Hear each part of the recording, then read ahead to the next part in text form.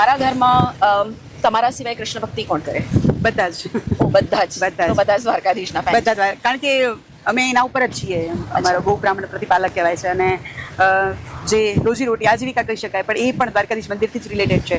કારણ કે મારા સસરા, મારા હસબન્ડ, મારા પપ્પા, મારો ભાઈ બધા જ દ્વારકાધીશ મંદિરની અંદર જે યજમાન વૃત્તિ કરે છે. અચ્છા. એટલે બધા જ મંદિરથી રિલેટેડ છે અને બધા જ દ્વારકાધીશની ભક્તિ કરવાવાળા છે.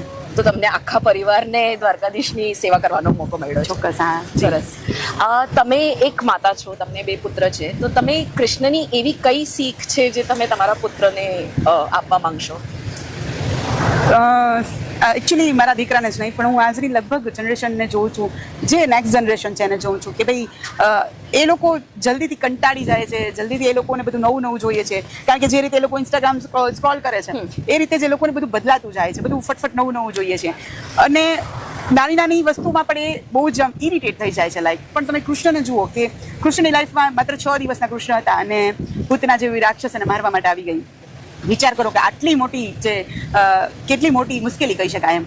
તો ઘણી બધી મુશ્કેલીઓ, આખું તમે કૃષ્ણનું જીવન જુઓ કે કેટલી બધી મુશ્કેલીઓ કૃષ્ણના જીવનમાં આવે છે પણ એને એ જ ધીરજ અને એ જ સ્મિત સાથે બધી જ મુશ્કેલીને પાર કરી છે. તો પેશન નથી રહેતું આજની જનરેશનની અંદર, શાંતિ નથી રહેતી, થોડું વિચારતા નથી. તો એ બધી હું ખાસ શીખ કે જો કૃષ્ણને જુઓ કે તમે ગમે તેટલી મુશ્કેલી આવે તો તમે એક એમાં રસ્તો કાઢતા શીખો, હતાશ ન થાવ, અહીં ત્યાં દોડવા ન માંડો કે શું કરું, હાઈપર ન થઈ જાઓ, રિલેક્સ રહ્યો. અને જેમ આપણે કહીએ ને કે મિસ્ટર કુલ, આઈ થિંક કે મારા માટે તો સૌથી વધારે કુલ તો કૃષ્ણ જ છે.